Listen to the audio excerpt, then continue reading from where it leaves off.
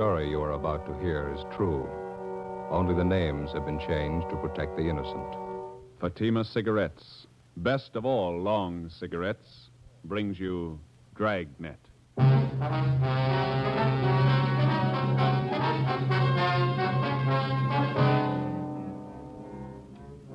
You're a detective sergeant. You're assigned to a robbery detail. A holdup has been committed in a neighboring city. A bystander is shot to death. 2 others are wounded. The bandits are ruthless, well armed.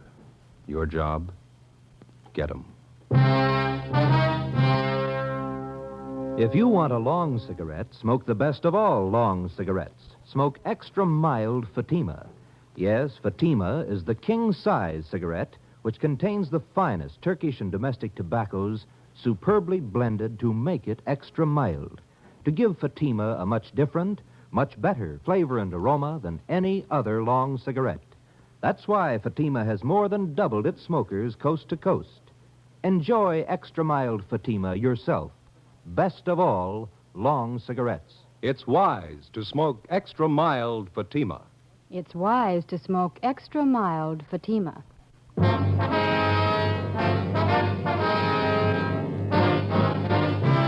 Dragnet, the documented drama of an actual crime. For the next 30 minutes, in cooperation with the Los Angeles Police Department, you will travel step by step on the side of the law through an actual case from official police files. From beginning to end, from crime to punishment, Dragnet is the story of your police force in action. It was Tuesday, October 6th. It was cool in Los Angeles. We were working a day watch out of robbery detail. My partner's Ben Romero. The boss is Captain Ed Walker. My name's Friday. I was on the way back from Calvary Cemetery. It was 11:45 a.m. when I got to room 27A. Robbery detail. No, it's all right. Joe, how'd the funeral go? Pretty good turnout. Sure sorry I couldn't make it. Well, one of us had to be in court. Yeah. A lot of the boys out there, huh? Yeah. Martin had a lot of friends. He was a good cop. You see his wife? Yeah. Wife took it hard again. Pretty hard, yeah. Are you about ready for lunch? I better make up the logbook first now. We're a little behind. Yeah, all right. Hi, Stu. Ben, what's with you? Oh, same old thing. Say, what's the DR number on that job we handled yesterday? Hmm? The grocery store thing? You know, we showed those mug shots to the victims. You remember the DR number on it? Oh, yeah, I got it here. 374332. 332. Thanks. Mm-hmm.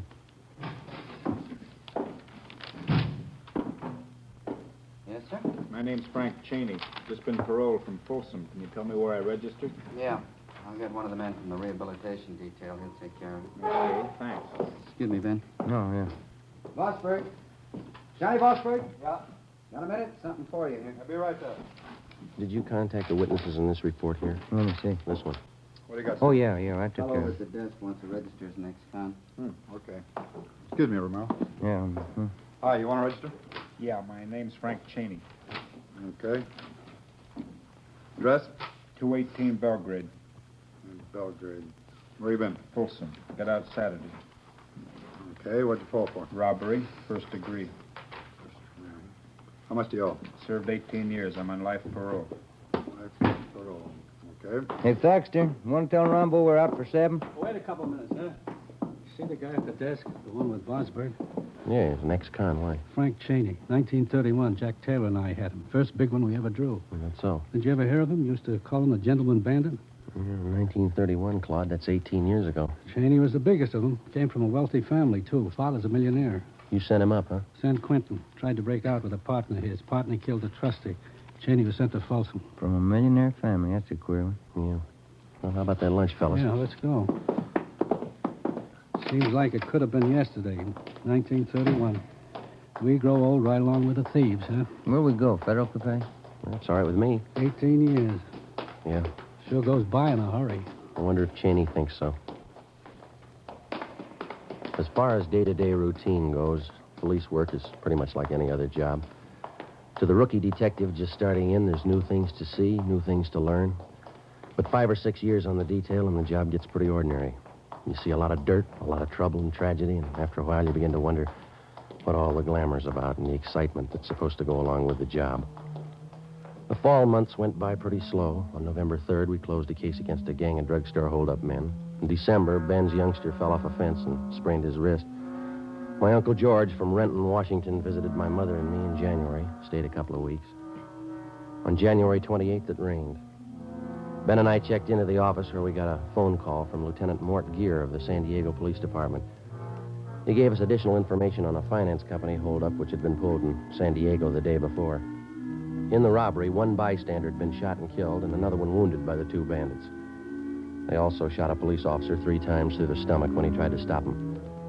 Next day, Sergeants Ormsby and McGuire from San Diego arrived, and we helped them check the suspects through the stats office. A couple of bad ones, Joe. Both have guns, and they use them. One of them got away in a car and the other one on foot. Is that right, McGuire? Yeah, the big one used the car. Well, size ought to help some. Let's see, 45 years old, height 6 foot 1 or 2 inches, weight 275 to 85 pounds. Anybody get a look at the car, Ormsby? Blue Ford sedan, 1940 or 41 model. That's all we got. It's a rough one. After all the shooting, the witnesses didn't know what they saw, all mixed up. Well, how about the other one, the guy who got away on foot? He's a WMA, about 50 years old, 5 feet 8 to 9 inches, 145, 55 pounds, wears glasses. Yeah, we got that on the teletype. Is that all? No, we traced from the Greyhound bus depot about 6 blocks from the holdup. Changed his clothes in the washroom there, left behind a coat and a gun. Yeah? The coat was the kind of give parolees from State Pen. Mm-hmm. Checked it through our crime lab. Same kind of suits are issued to all ex-cons. No make. Well, at least you know one of them's an ex-con. How about that gun you found? It's a murder weapon. Our ballistics men went over it, no prints. Tried to trace the serial number, no record. CII in Sacramento's trying to run it down. Well, we got any hunches? A few. We're almost sure both of them had gone the route before. Pretty cool. Shot down 3 people, didn't bat an eye. How much did they take in the holdup? 11,000. Hey, your stats office make a run those descriptions yet? Here this morning, Orr and I's got the list of possibilities. They're pulling the mud shots now. We ought to be winding it up right now, don't you think? Yeah, let's check. This way, fellas. Yeah. Go ahead, McGuire. Oh, thanks. How's the wife, Ormsby? Oh, fine, Ben.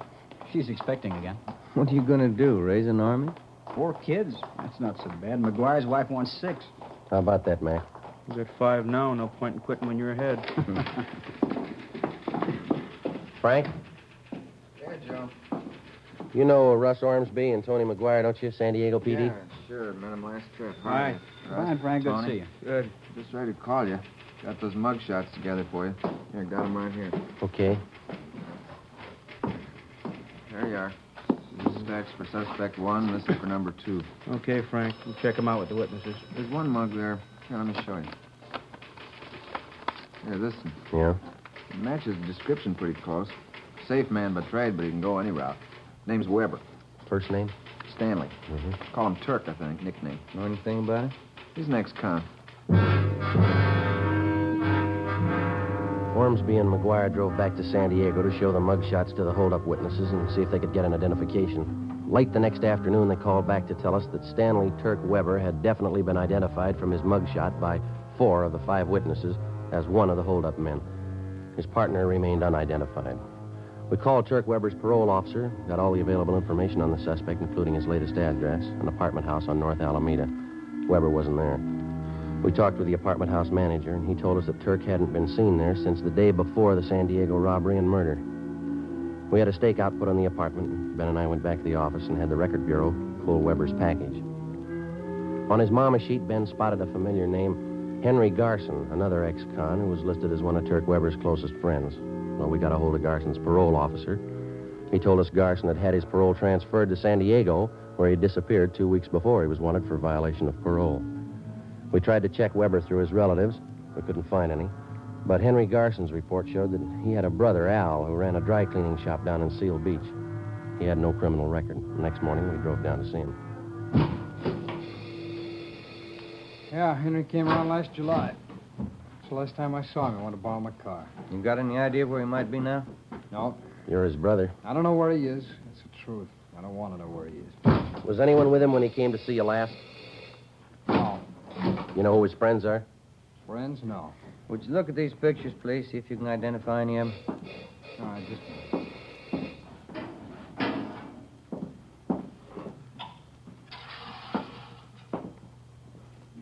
No. These here. No. Ah. How about these? No. No, look, can't you talk to me later? It's not good for business having cops around a shop. Who would you yell for if a shop was held up, Mr. What's Garson? that got to do with Your it? brother's in trouble. We might stop him from getting in deeper. Now, look away now. Hello, Mrs. Runner. Good morning, Al. Can I help you? No rush. You go ahead waiting the gentleman. No, that's all right. They're just waiting. We're just waiting. Can I help you? My husband's soup. Cleaned and pressed. Can you have it by Tuesday? Tuesday? Yeah, it'll be ready. My plaid jacket cleaned and pressed. Right. Could you soak this little stairs here? Where? Yeah, we take care of that. Tuesday, all right. There you are. Thanks, Miss Runner. All right, Al. Bye. Bye, Miss Runner. Thanks. I don't like to hold you up, Garson. Just a few more questions. All right. Now, you said the last time your brother was here, he wanted to borrow your car. Is that right? That's right. Did you let him have it? I let him have nothing. How about the rest of your family? Oh, can't you let us alone? If Henry's in trouble, let him take care of it. We've got troubles enough of our own. This is important, Garson. We've got to have your cooperation. Well, why me? I know Henry's no good, I admit it, but he's still my brother. Yeah? You ask me to send him to jail? If he belongs there, yeah. Look, I don't want any trouble. There won't be any. My mother lives in Santa Barbara. Just moved there. I got the address. Henry goes to see her every once in a while. When's the last time you saw her? 2 weeks ago, I was there, too, and something else. What's that? Henry had a gun. 11 a.m. Tuesday. Ben and I drove back to the office and put in a call to the Santa Barbara Police Department. We asked him to put a stake out on the home of Henry Garson's mother and to notify us the minute Garson was apprehended. We contacted San Diego and told him what we'd found out. After that, we doubled back on Turk Weber. From one of our informants, we heard that Weber and Garson had gone into some kind of a business together. For a bankroll, they'd succeeded in getting a loan from the Second National Bank out in Glendale. 1 p.m. We drove out and checked with the manager of the bank's loan department, Mr. Peabody. Here we are, officers. Stanley T. Weber, Henry Garson. Loan papers were signed over a month ago. What kind of a loan was it, Peabody? Business loan. Garson and Weber came in with another man. They talked to our manager, Mr. Ascot. Excuse me. Yeah. What business are they in? Trucking concern. They wanted the money to buy equipment, more trucks. How much money did they borrow? $4,500, usual terms. I guess you inquired into their background. Oh, yes, their whole financial background. Did you know that Garson and Weber are both ex-convicts? I beg your pardon? I said, did you know that both of them are ex-convicts? You sure you haven't made a mistake? Henry Garson, Stanley T. Weber? Yeah, that's right. What'd they offer for collateral? Well, they had some of their equipment, 2 trucks, and then, of course, there was the co-signer. Who was that? The name's right here on the loan papers. Let's see. Right here. Co-signer, Frank Cheney.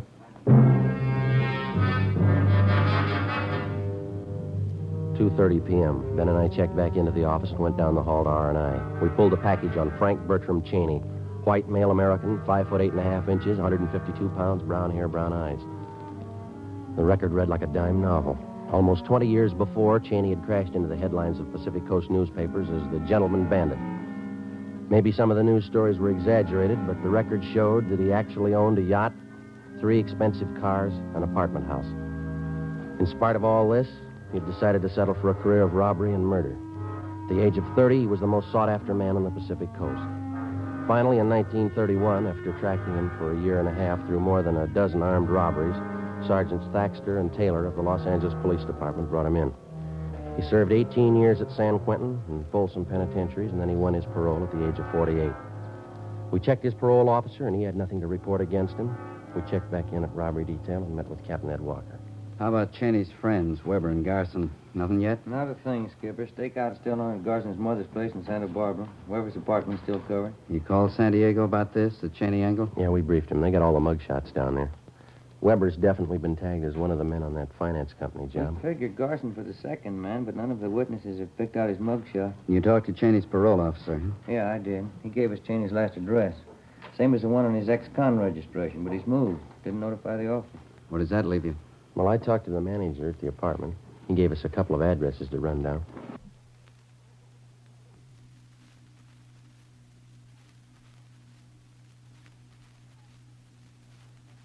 I guess we better start getting on it, huh? Yeah, it's getting late. Keep in touch. I'll notify you if anything breaks here. Right. In just a minute. Robbery, Walker. Oh? Yeah, just a minute. You, Joe. Thank you. San Diego. Hey. Friday. McGuire, Joe. How you doing? Good. You got something? We had the hold-up witnesses back in again this afternoon. Showed them more mugshots. Yeah? Picked out Weber's partner in the holdup. Yeah? Name's Frank Cheney.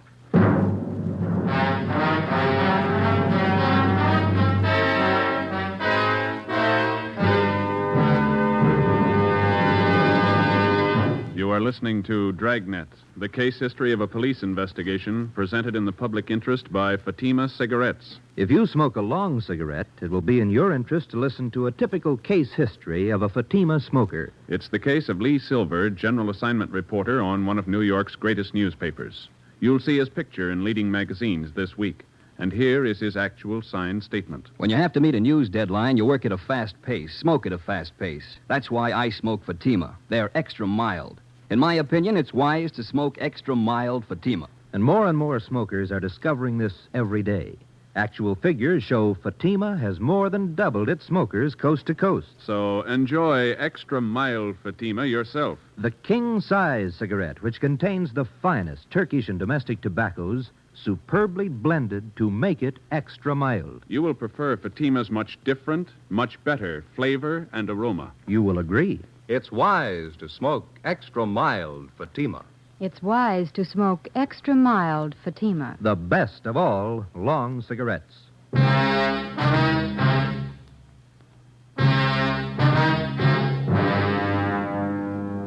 Tuesday, January 31st, 4 p.m. In addition to the San Diego teletype, we got out a local broadcast and an APB on Frank Cheney.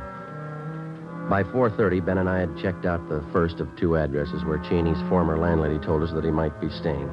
It was a rooming house out on West Washington.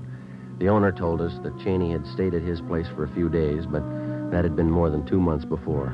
He had no idea where the suspect might be. We then drove to the second address. It was an apartment house on West Stanford near Slauson. The manager's name was Mrs. Pritchard. Why, yes, I believe Mr. and Mrs. Cheney are home. They've been in all day. Which apartment are they in, ma'am? Number 7, straight down the hall on your right. Thank you. They may be having dinner now. Are they expecting you? Be all right, ma'am. Thank you.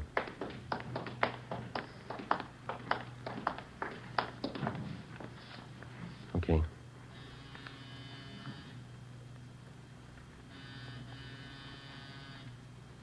How about the door? It's open. Come on. The apartment was deserted. We checked the bedroom and the kitchen. There were obvious signs of a fast getaway. On a card table in the living room, we found the remains of a quick dinner. 2 places were set. One plate was almost clean, the other hardly touched. The coffee on the stove was still lukewarm. We called the office and arranged for a stakeout. Then we went back down the hall and talked to the manager again. Well, they moved in about a month ago, Sergeant. They looked like any other newly married couple. Did you notice if they had any visitors, Mrs. Pritchard? Well, they might have, but I didn't notice. Did you notice anything odd about them at all? Only that one thing. Yes, ma'am. Mr. Cheney always seemed to have plenty of money. Put down 2 months' rent in advance. But he didn't seem to have a job. Yes, ma'am. Well, every morning he'd sleep late, but his wife was up at 8 o'clock to go to work. Where does she work, you know? A company called Thompson and some other name. Offices are down on South Hope. Builders, I think. Homes and things. Mm-hmm. My phone. Would you excuse me? Yes, ma'am. Go right ahead.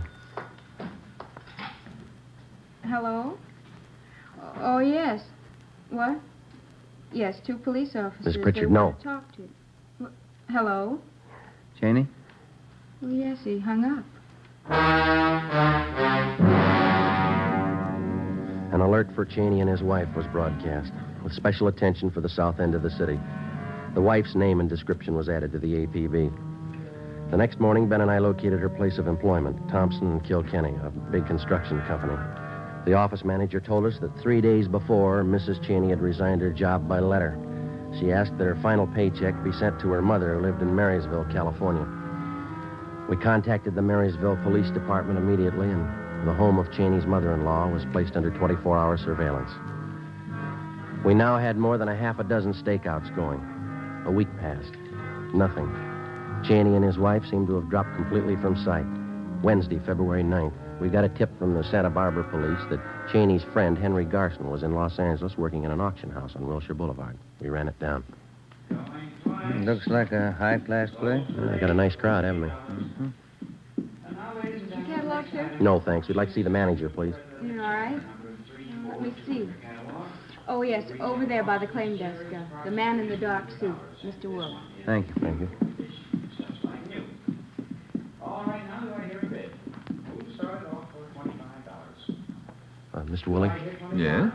Police officer, sir. We'd like to check on a man who's supposed to be one of your employees, sir. Oh, that's so? What's his name? Here's his picture. Can you identify it? Why, yes, that's Johnson, the new clerk. You want to talk to him? Yes, sir. All right. Right this way. He's back in the storeroom. Some kind of trouble? We'd like to talk to him. Yes, all right. Let's see. Oh, yes, there he is. Johnson. Oh, Johnson, would you come Come in? on, Ben. What are you running for? Johnson, come here. Out the back. Yep. There he goes. He's heading up the street. Come on. You got on that bus. All right, come on, let's double back to the car. Yep. Hurry. Yep.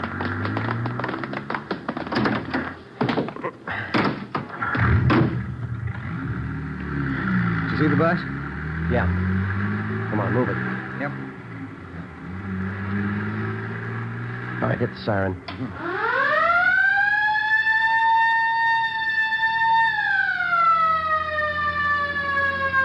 All right, that did it. The driver's pulling over. Pull up behind the bus there, huh? Yeah, you bet. Come on, let's go. You cover the back door, will you? Right. Open your door. What's the matter? Police officers want to check your passengers. Open that rear door right away. Yes, sir. All right, Garson, get off. I'm getting off. Coming at you, Joe. Getting off, copper. Make a hole. Drop it, Garson. He's got a gun. I said I'm getting off. All right, you, let's drop it. Come on. Good, Joe. You okay? Yeah. Let's get him off of here. Hey, what's it all about? He do something wrong? Yeah, he didn't get off when we asked him to.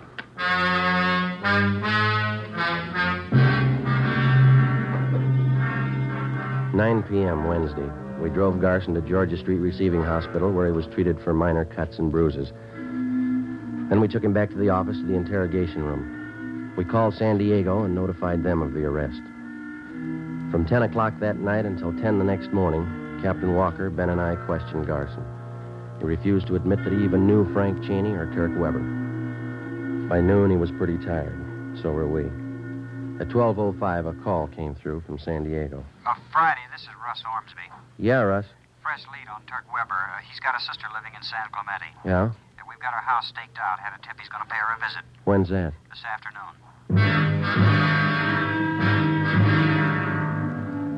3:15 p.m. We got to the San Clemente turnoff, and a few minutes later, Ormsby and McGuire arrived from San Diego.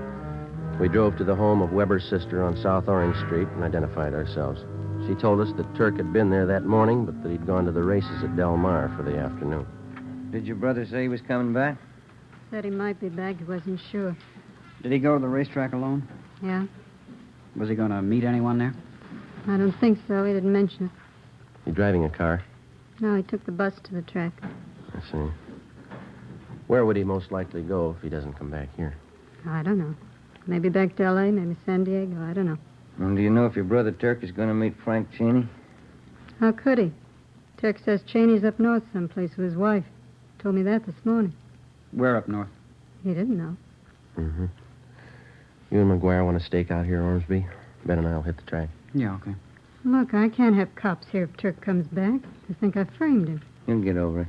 You don't know Turk. When he gets sore, he goes out of his head. He'll kill me. Why worry, miss? Huh? He'll have to kill us first.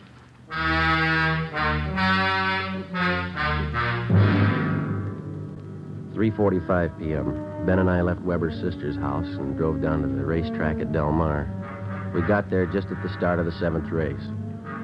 We had no idea whether the suspect was still there or not. We alerted the security police, gave them mug shots of Weber.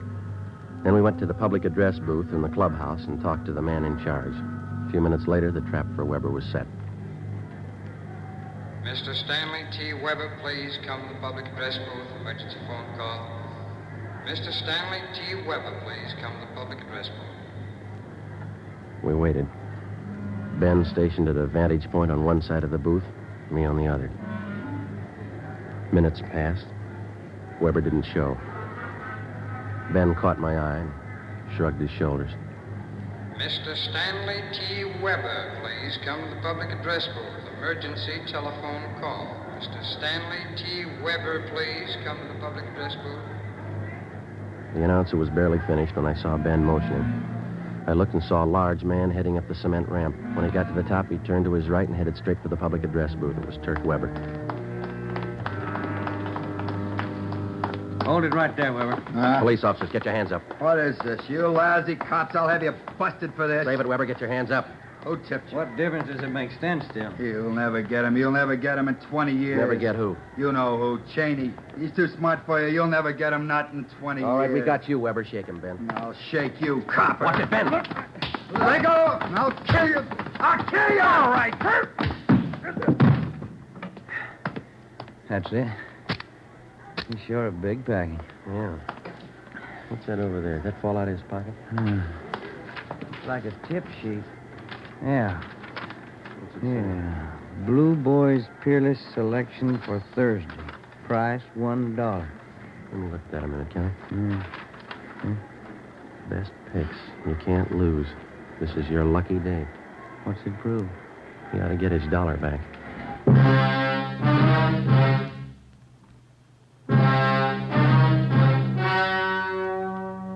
The story you have just heard was true. Only the names were changed to protect the innocent. On June 19th, trial was held in Superior Court, City and County of San Diego, State of California. In a moment, the results of that trial. It's amazing how many long cigarette smokers are changing to extra mild Fatima. Here is the actual report. From coast to coast, extra mild Fatima has more than doubled its smokers. Yes, more and more smokers every day are discovering that Fatima is the king-size cigarette that is extra mild. Extra mild, because it contains the finest Turkish and domestic tobaccos superbly blended to make it extra mild, to give it a much different, much better flavor and aroma. Enjoy extra mild Fatima yourself. Best of all long cigarettes. It's wise to smoke extra mild Fatima. It's wise to smoke extra mild Fatima.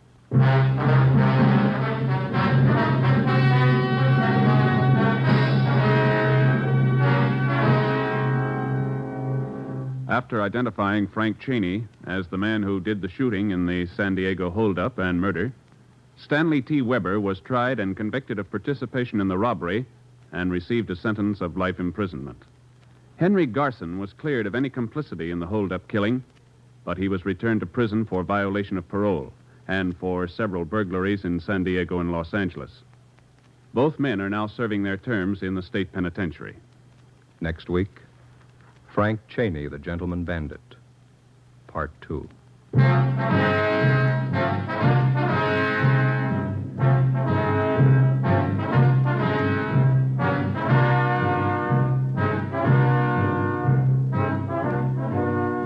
You have just heard Dragnet, a series of authentic cases from official files. Technical advice for Dragnet comes from the Office of Chief of Police W.A. Wharton, Los Angeles Police Department.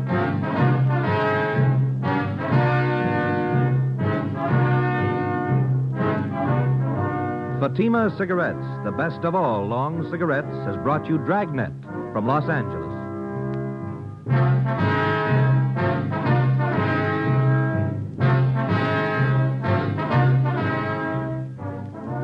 Next, Sarah's Private Caper with comedian Sarah Berner on NBC.